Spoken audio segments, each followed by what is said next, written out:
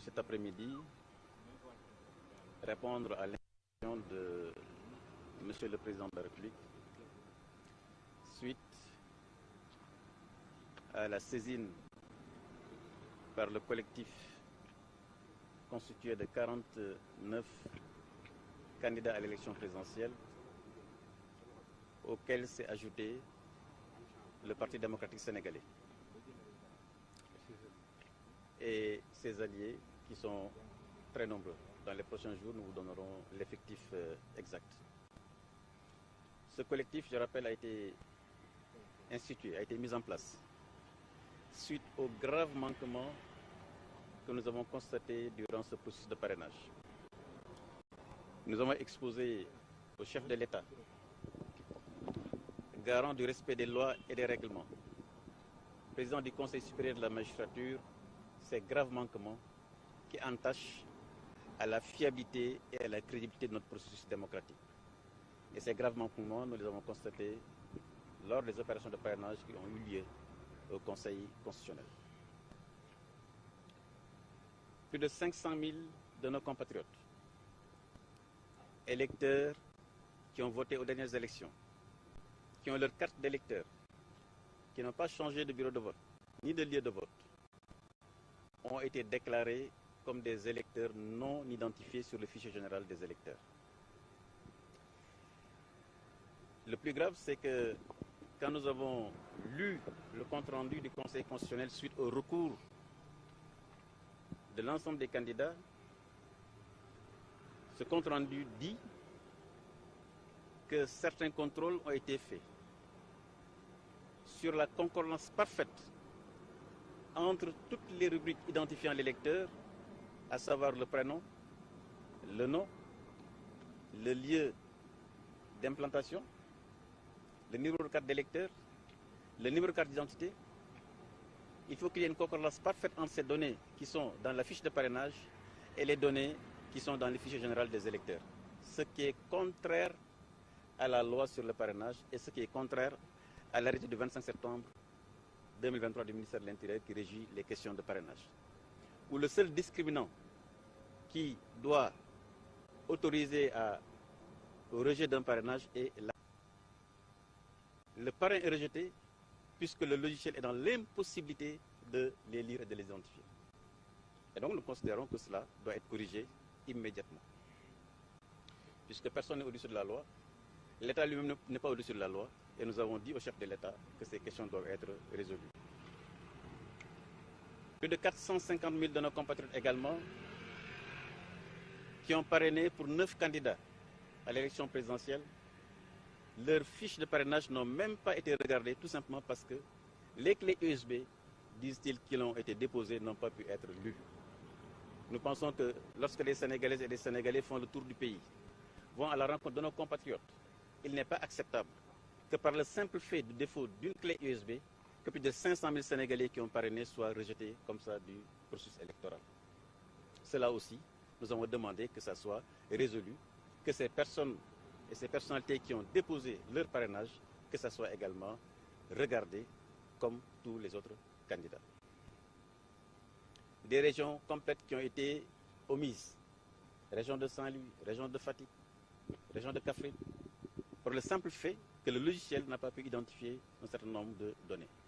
Alors que le code électoral, dans son article L126, prévoit clairement la correction justement des erreurs matérielles dans le système de parrainage. Nous avons aujourd'hui le risque d'avoir plus d'1 million de nos compatriotes qui risquent de ne pas voter, tout simplement parce qu'ils sont déclarés non identifiés dans le fichier général des électeurs. Nous considérons qu'un travail doit être fait immédiatement pour que ces personnes soient contrôlées dans le fichier électoral et s'assurer qu'ils voteront, parce que 1 million d'électeurs sur un fichier électoral de 7 millions, c'est extrêmement important.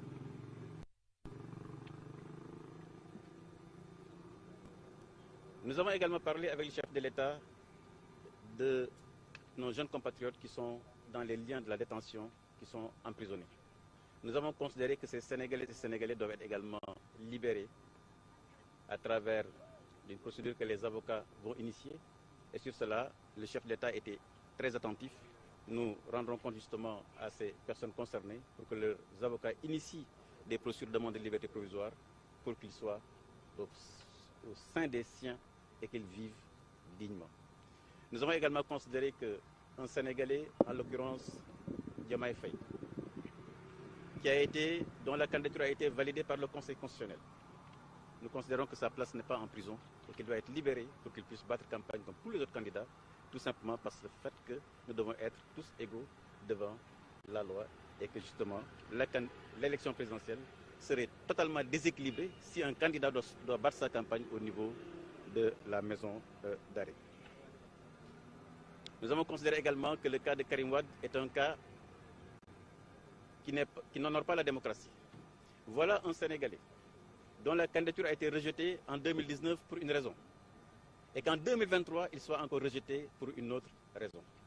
Nous pensons que ces questions doivent être des questions discutées pour que justement des solutions soient... Parce que le PDS est un parti quand même qui a beaucoup fait au Sénégal sur le plan démocratique.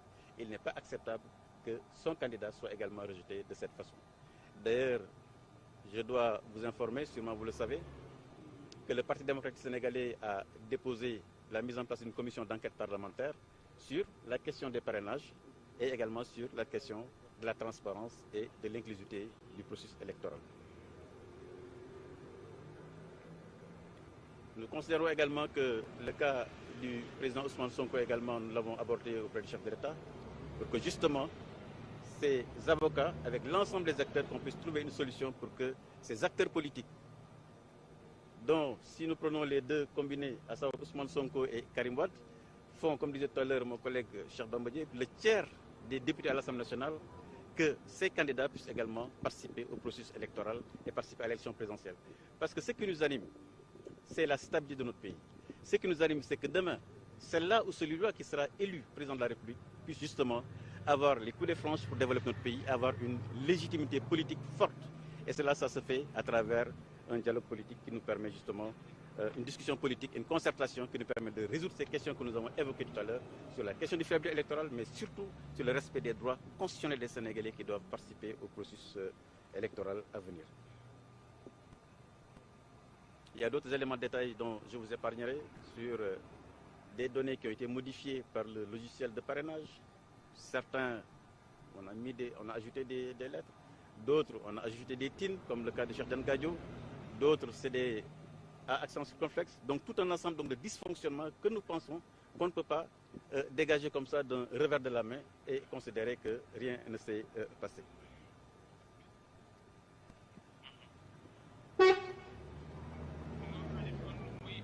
Mesdames et messieurs, ces questions ont été exposées au chef de l'État, qui a prêté une oreille très attentive. Évidemment, ces questions politiques intéressent toute la nation. Elles intéressent la nation dans le sens où un processus électoral viable, stabilisé, un processus électoral, le respect des droits des électeurs. J'ai parlé tout à l'heure de 1 million de nos compatriotes, qu'ils puissent voter dans des conditions normales. Le respect des droits de ces candidats qui ont fait le tour du Sénégal. Nous ne devons pas accepter une seule seconde que ceux-là qui ont fait ce travail-là soient rejetés parce que tout simplement un logiciel n'arrive pas à lire des données. Nous avons donc décidé, après une concertation avec les 49 candidats, avec le Parti démocratique sénégalais et ses alliés, que nous allons élargir la discussion pour que justement, dans le respect des lois et des règlements, dans le respect de notre loi fondamentale, que nous puissions aller vers ces élections le 25 février dans des conditions apaisées, dans des conditions transparentes, pour que chaque Sénégalais doit y participe dans des conditions qui permettent à notre démocratie d'être renforcée. Mesdames et messieurs, voilà les quelques mots de compte rendu que je voulais donc apporter à votre connaissance. On vous remercie encore une fois de plus. Une petite question.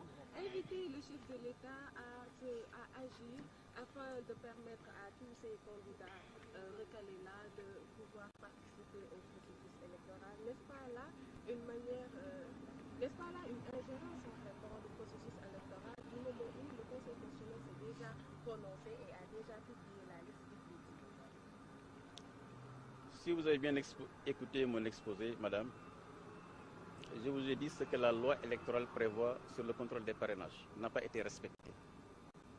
Alors, est-ce que nous sommes dans un pays démocratique où lorsque la loi n'est pas respectée, on doit croiser les bras? Non. Les Sénégalais ont des droits. Les candidats ont des droits. Le Conseil constitutionnel n'est pas au-dessus de la loi. Nous pensons que lorsque la loi n'est pas respectée, on doit prendre les mesures qu'il faut.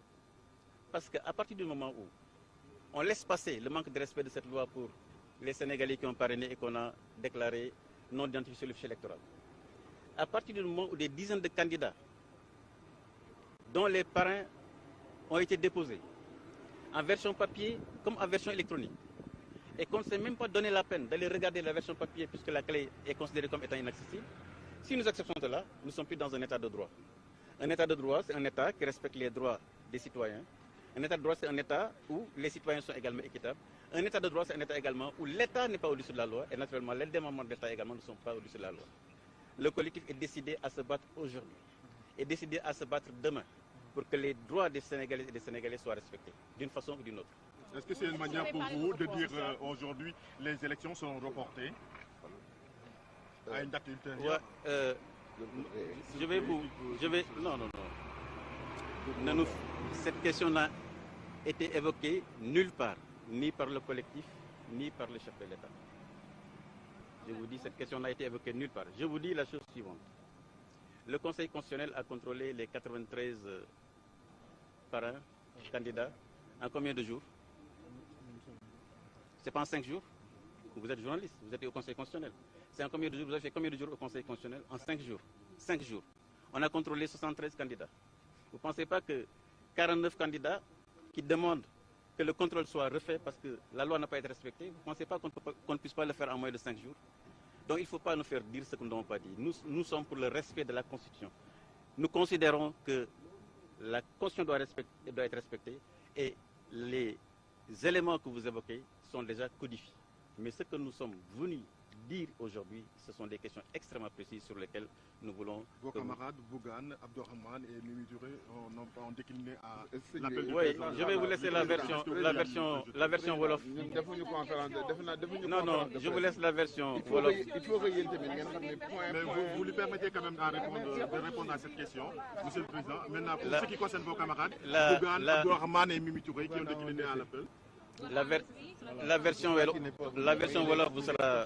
Non, mais s'il vous plaît, chers amis, nous vous avons fait un compte rendu. Vous ne nous demandez pas autre chose qu'un compte rendu.